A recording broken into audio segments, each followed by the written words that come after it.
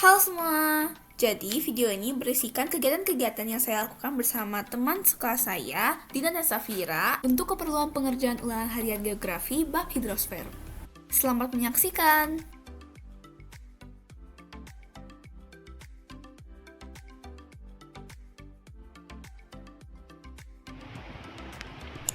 Jadi di sini kami sudah sampai di Sungai Cikapundung, yang ternyata lokasi sungai ini terletak di dekat pemukiman padat penduduk, terdapat komplek perumahan maupun ganggang rumah, dan dihubungkan oleh sebuah jembatan yang tidak terlalu besar, di mana seringkali banyak kendaraan bermotor berlalu lalang.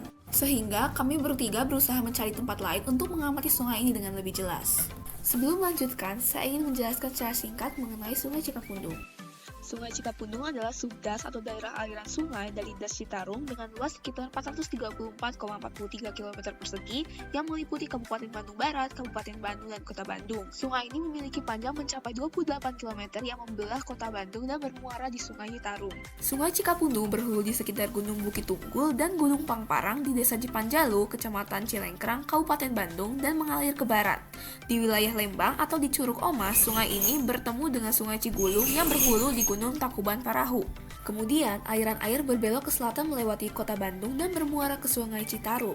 Anak sungainya meliputi Cipanjalu, Cigulung, Cimbuluit, Cipaganti, Cipalasari, dan Cikapundung Kolot. Sungai Cikapundung sendiri berasal dari gabungan dua kata dalam bahasa Sunda, yaitu Ci yang artinya air atau sungai, dan Kepundung atau Kapundung yang merupakan sebuah pohon berbuah yang banyak tumbuh di sekitar aliran sungai. Sungai Cikapundung terbentuk karena adanya aliran air dari dataran tinggi ke dataran rendah, sehingga curah hujan di daerah Sungai Cikapundung menjadi faktor utama dalam pembentukan sungai ini. Selain itu, akredibilitas atau sifat tanah di sekitar sungai tersebut juga berpengaruh, sebab jenis tanah yang mendominasi di sekitar sungai tersebut adalah tanah andisol, di mana jenis tanah ini merupakan tanah subur yang mempunyai daya serap tinggi.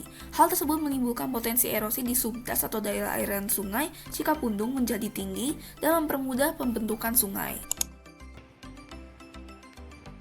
Berdasarkan pengamatan yang saya lakukan terhadap Sungai Cikapundung ini, dapat terlihat jelas bahwa kondisi sungai ini tidaklah baik. Terdapat endapan lumpur yang awalnya terbawa oleh aliran sungai, tumbukan sampah di berbagai sisi sungai, dan terlihat pula terdapat zat atau cairan pencemar sungai di beberapa sisi sungai yang ditandai dengan perubahan warna cairan tersebut, yaitu hitam pekat. Debit air di sungai ini juga tergolong berkurang yang dapat berakibat buruk bila terjadi hujan deras, karena air sungai berpotensi meluap yang nantinya dapat menyebabkan banjir atau jebolnya tanggul sungai.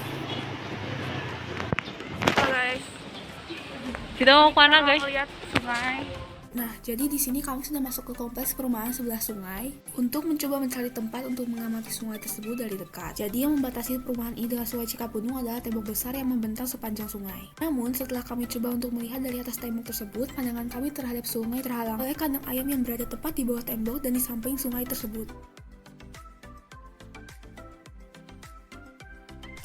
Di sini Safira sedang mencoba bertanya kepada seorang pelajar sekolah yang sepertinya adalah salah seorang warga di perumahan ini mengenai tempat di mana kami bisa mengamati sungai dengan lebih jelas. Namun ternyata pelajar tersebut tidak tahu, sehingga kami pun mengurungkan niat untuk mengamati sungai dari perumahan tersebut. Jadi kami pun keluar dari komplek perumahan tersebut dan berjalan masuk ke gang pemukiman di seberang sungai. Untuk mencapai ke tempat akhir di mana kami dapat mengamati sungai dengan lebih jelas, kami perlu memasuki gang yang tidak terlalu besar dan melewati pemukiman yang tergolong padat penduduk.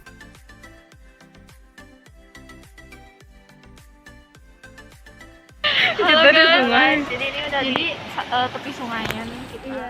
Terbentuknya Sungai Cikapundung bermula dari mengalirnya air yang berada di permukaan daratan menuju ke daerah yang lebih rendah mengikuti kondisi daratan, yaitu lipatan dan retakan. Aliran air tersebut kemudian menemukan rutenya sendiri dan membentuk anak sungai kecil. Kemudian aliran air tersebut bergabung dengan aliran-aliran lain sehingga semakin ke bawah ukurannya terus bertambah besar hingga membentuk sungai tersebut. Aliran air bertambah seiring dengan terjadinya hujan karena limpasan air hujan yang tidak dapat diserap oleh bumi akan ikut mengalir ke dalam sungai. Pola aliran Sungai Cikapundung mendapatkan pengaruh dari fenomena alam yaitu surutnya Danau Bandung Purba. Danau inilah yang membentuk cakungan daratan Bandung saat ini. Jadi di sini kami sudah selesai mengamati Sungai Cikapundung. Kemudian kami bertanya kepada warga setempat yang tinggal di dekat tempat kami mengamati sungai mengenai bentuk pemanfaatan Sungai Cikapundung saat ini khususnya bagi warga sekitar. Berdasarkan salah seorang warga yang kami tanyai, Sungai Cikapundung ini sudah tidak secara aktif dimanfaatkan oleh warga sekitar sebagai sumber pemenuhan kebutuhan sehari-hari.